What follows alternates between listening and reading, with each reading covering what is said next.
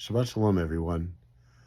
I'm looking forward to seeing you tonight at Baruch Hu and Barbecue as we're coming to an end of our summer season and having a kind of a last barbecue fling here at the synagogue before Shabbat begins. And then tomorrow and the weeks ahead, we'll be getting ourselves ready, not just individually, but as a community for the High Holy Days and the intensity of the spiritual expression and the intention, the kavanah that we bring to our worship.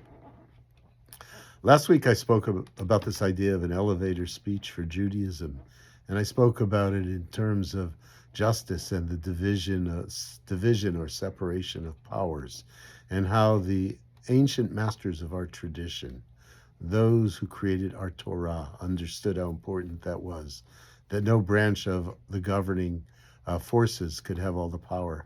Something that we still think about to this very day.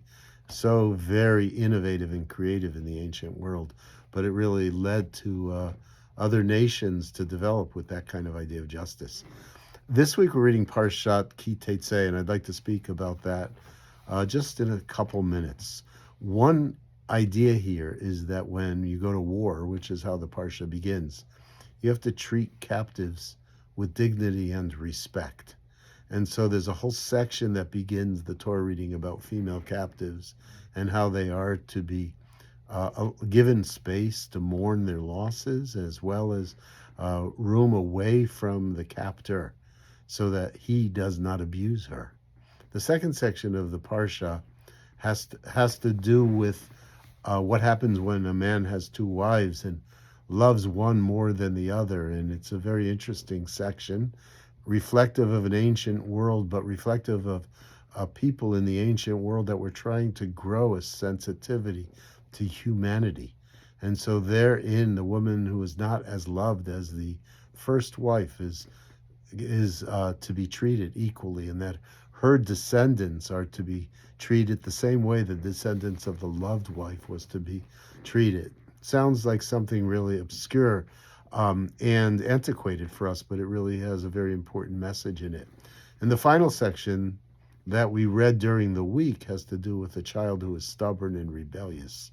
And here what we see is that the parent is not allowed to deal with that child however the parent wishes to, but rather has to bring the child to the elders of the community, people with more knowledge and more experience and greater sensitivity to life. And that's a really beautiful notion, that the parents don't own the child. They can't do whatever they want to do to the child, in spite of what their inner feelings might be in response to a child who is considered a glutton and a drunkard, etc. So the Torah has great sensitivity to those who are vulnerable.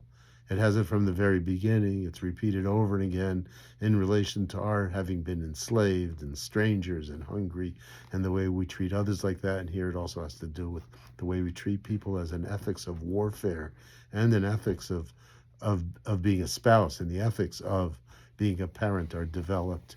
We always care for those who are vulnerable. It's part of the great sensitivity and compassion of our tradition.